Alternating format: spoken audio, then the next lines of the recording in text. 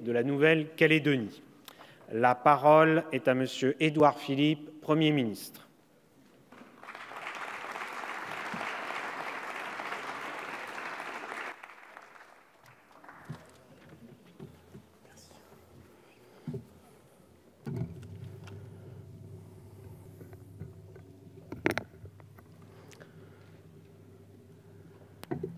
Monsieur le Président, Madame la Présidente de la Commission des lois, Monsieur le rapporteur, Mesdames et Messieurs les députés, le 4 juillet dernier, ici même, à l'occasion de mon discours de politique générale, j'avais évoqué l'organisation de la consultation sur l'accession à la pleine souveraineté en Nouvelle-Calédonie et j'avais pris l'engagement que l'État jouerait pleinement son rôle d'acteur et de garant de ce processus pour conforter le destin commun inscrit dans le préambule de l'accord. Cette consultation permettra à chaque Calédonienne, à chaque Calédonien d'exprimer son choix sur l'avenir de l'archipel. Cette échéance historique est la concrétisation d'un engagement pris il y a 30 ans par l'État, les indépendantistes et les non-indépendantistes. Cette parole donnée sera honorée. Aujourd'hui, ce qui a pu longtemps apparaître comme une perspective lointaine, porteuse d'espoir, mais aussi porteuse d'inquiétude ou d'interrogation, est bien réelle. La consultation prend forme. Le Congrès de la Nouvelle-Calédonie, c'est sa compétence, discute en ce moment de la date de cette consultation. Et si des vues différentes subsistent sur la forme de cette délibération, tous les groupes politiques ont exprimé leur accord sur la date du 4 novembre prochain. C'est une consultation hors norme. Et les dispositions du projet de loi organique qui vous est soumis, après un vote quasi unanime au Sénat, en témoignent. Cette consultation est un défi pour l'État, chargé d'organiser pour la première fois depuis des décennies un référendum d'autodétermination. Mon gouvernement, en particulier Annick Girardin, ministre des Outre-mer, est pleinement impliqué dans le suivi des questions liées à l'organisation du référendum et plus largement dans tous les sujets qui concerne la Nouvelle-Calédonie, des visites sur place, des réunions du comité des signataires, le suivi des groupes de travail créés, les échanges réguliers avec l'Organisation des Nations Unies. Cette consultation est un défi pour les forces politiques calédoniennes qui, conscientes de leurs responsabilités, expriment très largement la préoccupation de ne pas voir remis en cause l'acquis inestimable de ces 30 années de paix. Mais la consultation est aussi, et je dirais surtout, pour la population calédonienne, une source d'interrogation légitime face à l'incertitude, face à la crainte que ces acquis de la paix soient remis en question. Je pense à cette part importante de la population de la Nouvelle-Calédonie, un Calédonien sur 3, qui n'était pas né lors de l'accord de Nouméa et qui n'a connu, au fond, que ce qui a suivi. Mesdames et Messieurs les députés, poser la question de la pleine souveraineté ou de l'indépendance ou du maintien dans la République, c'est demander au peuple de trancher, de donner une réponse ferme et claire, de dire oui ou non.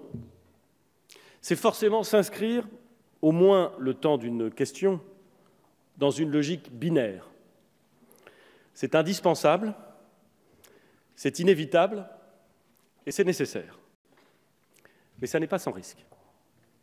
Ça n'est pas sans risque parce que trancher, c'est parfois prendre le risque de diviser. Et diviser en Nouvelle-Calédonie, c'est encore plus qu'ailleurs dangereux.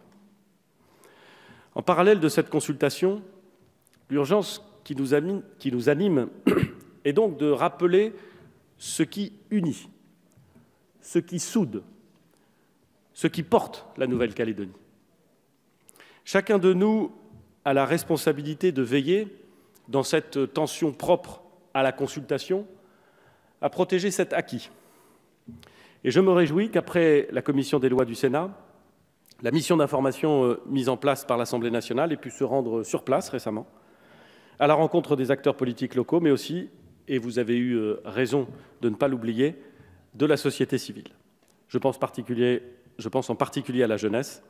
Ces rencontres ont permis de compléter le travail que vous avez déjà conduit par de nombreuses auditions. Après avoir consulté largement lors de mon déplacement en Nouvelle-Calédonie début décembre, j'ai proposé que l'État et les forces politiques calédoniennes débattent de cet acquis, dont toutes les femmes et les hommes de bonne volonté souhaitent qu'il soit aussi irréversible que les transferts de compétences à la Nouvelle-Calédonie. Cet acquis, cet actif immatériel, a de multiples formes.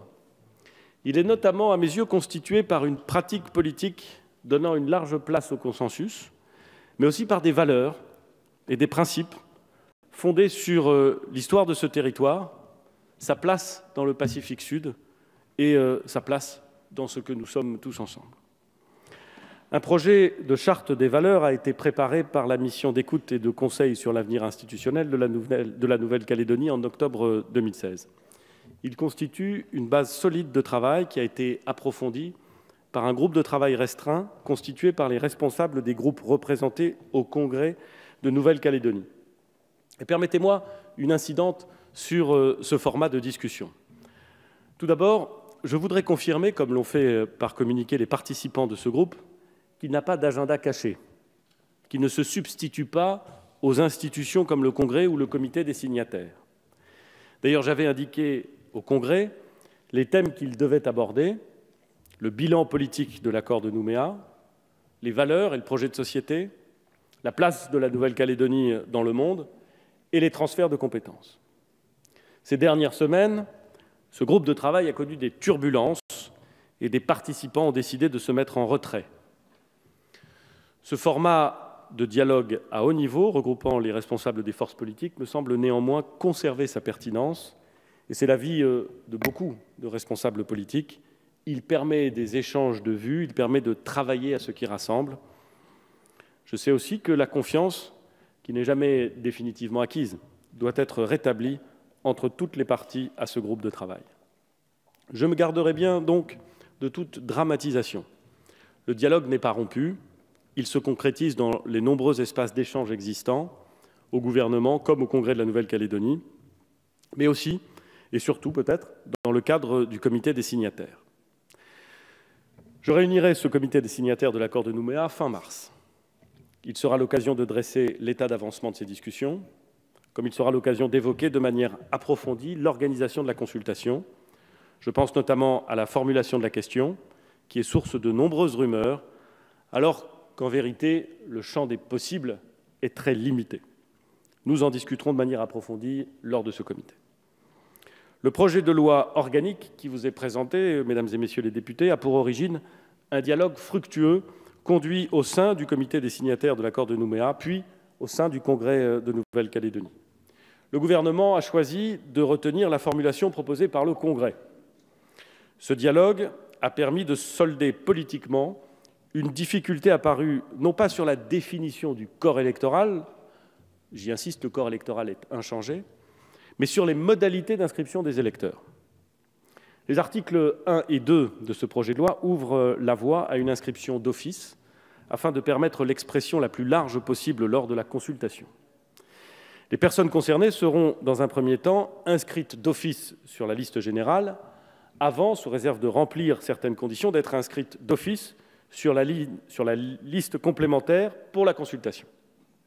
J'en rappelle les conditions: être né en Nouvelle-Calédonie et relever du statut civil coutumier, ou bien être né en Nouvelle-Calédonie et y détenir le centre de ses intérêts matériels et moraux, concrétisés par une résidence continue dans le territoire ces 3 dernières années. Comme le Conseil d'État l'a relevé dans son avis sur ce projet de loi organique, pour l'inscription d'office prévue à l'article 2, comme, je cite le Conseil, pour l'ensemble des hypothèses d'inscription d'office énumérées à l'article 218-2 de la loi organique du 19 mars 1999, la présomption instituée par le texte est réfragable.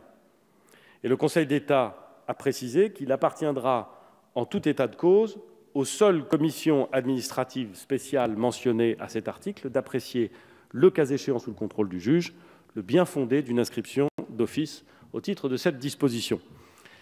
L'inscription d'office n'est donc pas une inscription automatique. La commission administrative spéciale, chargée de procéder aux inscriptions sur la liste électorale spéciale, conserve un pouvoir d'appréciation. La portée de l'inscription d'office est double. Elle a d'abord pour effet de garantir que les personnes concernées n'auront pas à fournir de dossier, ce qui était un des points essentiels de la discussion. Elle conduit ensuite à renverser la charge de la preuve concernant la condition du centre des intérêts matériels et moraux. Dès lors que la personne aura été proposée à l'inscription d'office par l'État, il appartiendra à la commission de démontrer, pour rejeter cette inscription, et sous le contrôle du juge, que l'électeur potentiel ne disposerait pas du centre de ses intérêts matériels et moraux en Nouvelle-Calédonie. Le cas échéant, elle pourrait également saisir la commission d'experts prévue à l'article 218-1 de cas qu'elle jugerait problématiques. Soyons clairs, mesdames et messieurs les députés, les données transmises par l'État seront issues de fichiers dont les modalités de rapprochement sont discutées en lien étroit avec l'ensemble des partenaires dans le cadre de groupes de travail existants. Elles permettront de garantir que la condition des 3 ans de résidence sera solidement établie. Outre les inscriptions d'office sur la liste électorale générale et sur la liste électorale spéciale, le projet de loi ouvre la voie par son article 3 à la mise en œuvre de bureaux de vote délocalisés permettant aux électeurs des îles résidant à Nouméa de voter sur place. Cette disposition originale répond à une demande forte exprimée par les élus qui craignaient que des électeurs ne doivent renoncer à participer au scrutin, faute de place dans les avions ou de moyens de se les offrir. En corollaire, parce que ce qui est privilégié compte tenu de l'enjeu est le vote personnel des électeurs, un encadrement plus strict de la délivrance des procurations a été jugé pertinent par tous. C'est l'objet de l'article 3 bis. Enfin, à la demande des groupes politiques au Congrès de la Nouvelle-Calédonie, une modification a été introduite dans les règles applicables à la répartition du temps de parole audiovisuel pendant la campagne officielle, afin de permettre la concrétisation d'un accord local déjà manifesté pour une répartition à parité entre indépendantistes et non-indépendantistes. C'est ce qui est prévu à l'article 5 quater. Voilà, mesdames et messieurs les députés, les dispositions sur lesquelles il m'apparaissait utile d'appeler votre attention, mais aussi l'état d'esprit dans lequel œuvre le gouvernement à l'approche de cette consultation. Avec le vote que je souhaite de ce projet de loi, un grand pas aura été accompli vers un scrutin sécurisé juridiquement et politiquement dans son organisation. L'État et les forces politiques calédoniennes partagent le même objectif, formulé ainsi lors du dernier comité des signataires: garantir la légitimité et la sincérité du scrutin. L'État met tout en œuvre pour cela. Ce projet de loi permet de solder une grande partie des sujets organisationnels qui demeurent. Reste celui de la formulation de la question, qui suscite des discussions et une forte attente des votants et qui sera abordé lors du prochain comité des signataires. Parallèlement, l'État dialogue avec les forces politiques pour parler d'avenir, en proposant de s'appuyer sur ce qui existe et sur ce qui doit être conforté. L'État, tout en garantissant sa neutralité pour le déroulement de la campagne, s'y implique car il est un acteur plein et entier, et je veux le souligner, un acteur reconnu par les forces politiques calédoniennes, du processus politique et plus largement de ce qui advient en Nouvelle-Calédonie depuis maintenant 30 ans.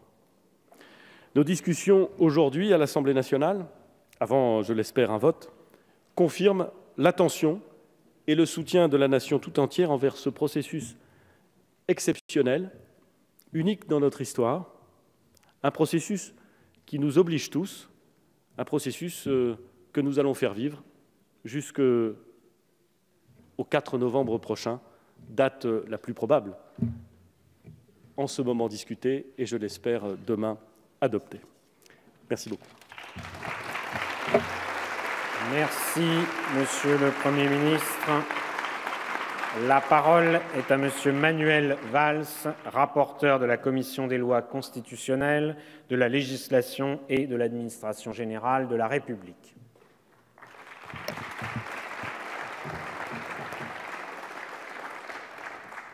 Monsieur le Président, Monsieur le Premier ministre, Madame la Ministre, Madame la Présidente de la Commission des lois, chers collègues, la Nouvelle-Calédonie, c'est d'abord, bien sûr, l'histoire d'un peuple, le peuple premier, le peuple kanak qui a pris sa source dans la nuit des temps. Et puis c'est aussi notre histoire, l'histoire tumultueuse, l'histoire de la France avec le début de la colonisation en 1853, le bagne pour les prisonniers de droit commun ou pour les déportés de la Commune. Et nous connaissons les noms de ces personnalités, Louise Michel, Jean Alman ou Henri Rochefort, parmi d'autres. Ce sont 20 000 déportés qui changeront totalement l'histoire de ce territoire. Ce sont les grandes révoltes des Kanaks dans les années 1870, et notamment celle du grand chef Ataï contre l'invasion de leurs terres par les colons et leur bétail. C'est l'homme kanak qui a failli disparaître dans les années 1900 par découragement ou désespoir. C'est en 1917 la participation volontaire ou forcée dans le premier conflit mondial de ces Calédoniens et notamment des Kanaks. C'est le bataillon du Pacifique qui s'engage aux côtés des forces libres au cours du deuxième conflit mondial. C'est la montée en puissance après-guerre de la revendication indépendantiste dans les organisations syndicales et dans les partis politiques avec la création aussi du FLNKS. C'est le rôle, ne l'oublions pas, des églises catholiques et protestantes. Ce sont les événements des années 80, les morts, la violence, jusqu'à mai 1988, entre les deux tours de l'élection présidentielle, Ouvéa, 21 morts, 2 militaires et 19 Kanaks. Et ce sont en effet les accords de 1988, sous l'impulsion de Michel Rocard, après une mission qui s'était rendue en Nouvelle-Calédonie en juin, animée par Christian Blanc. Ce sont les accords de Matignon-Oudinot, et c'est la poignée de main entre Jacques Lafleur et Jean-Marie Djibaou.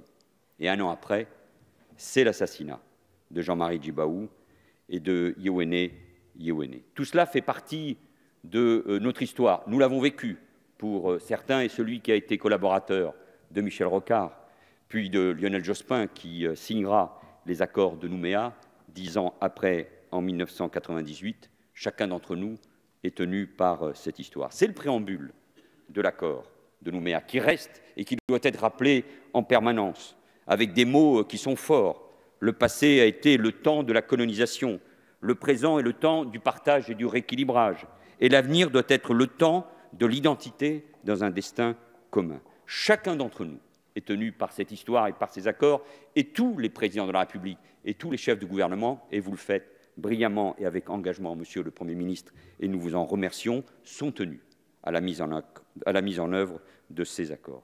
30 ans de paix, de développement, de rééquilibrage qu'il faut en permanence rappeler. Bien sûr, il reste beaucoup à faire face aux inégalités, aux questions d'insécurité qui ont été rappelées tout à l'heure lors des questions au gouvernement par Philippe Dunoyer, la question de l'économie, l'avenir du nickel. Mais je veux rappeler ces mots forts que Philippe Gomez rappelle souvent et qui sont ceux de Élie Poigoun. Nous, Kanaks, dit-il, nous avons retrouvé notre dignité. Nous avons retrouvé la plus grande partie de nos terres volées. Des progrès extraordinaires ont été réalisés pour nous rendre notre dignité. Et la France doit être fière de ce qui a été accompli. D'ailleurs, le regard que l'on porte sur la France, dans cette région du monde, en Océanie, a changé en 30 ans. Il y a 30 ans, c'était les essais nucléaires dans le Pacifique, c'était l'épisode funeste du Rainbow Warrior. On voulait voir partir la France. Aujourd'hui, il y a une demande de France, bien sûr sous une forme ou sous une autre, dans cette région. 20 ans pour préparer un référendum. Et nous y sommes. Et je veux rappeler à mon tour le contexte général ayant été posé par le Premier ministre et par ces quelques mots. Le contexte général ayant été donc posé, permettez-moi d'en venir au projet de loi organique que nous sommes appelés à discuter aujourd'hui. Philippe Gomez et Philippe Dunoyer reviendront sur ce contexte et je veux remercier nos deux collègues qui représentent ce territoire et qui incarnent aussi la volonté du dialogue et de la paix indispensable pour l'avenir de la Nouvelle-Calédonie. Ce texte participe de la volonté forte de tous les partis, partisans de l'indépendance ou tenants du lien avec la France, de faire en sorte que la consultation soit claire, ouverte et sincère à travers une question binaire, vous l'avez rappelé, Monsieur le Premier ministre. Aucune contestation, aucun doute ne doit pouvoir s'exprimer à ce sujet au soir des résultats et l'État, directement, comme le haut-commissaire Thierry Lataste sur place, dont nous connaissons aussi l'engagement pour la Nouvelle-Calédonie, auront cette responsabilité. L'accord de Nouméa a écrit noir sur blanc que les populations intéressées à l'avenir de la Nouvelle-Calédonie devaient décider de son avenir. Pour cela, il faut que chaque Calédonien admis à voter soit en capacité de le faire. Depuis plusieurs années, les forces politiques locales, réunies au sein du comité des signataires, sous l'égide du Premier ministre, s'y attachent.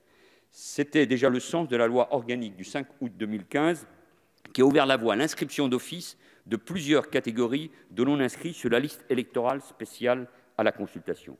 Vous le savez, mes chers collègues, je le rappelle, la Nouvelle-Calédonie se singularise au sein de la République française par la coexistence de 3 listes électorales, dont le contenu varie suivant les prescriptions de la Constitution et de la loi organique du 19 mars 1999 relative à la Nouvelle-Calédonie. La liste électorale générale, dressée conformément aux règles de droit commun et utilisée pour les référendums et les élections de type national, municipales, législatives européennes.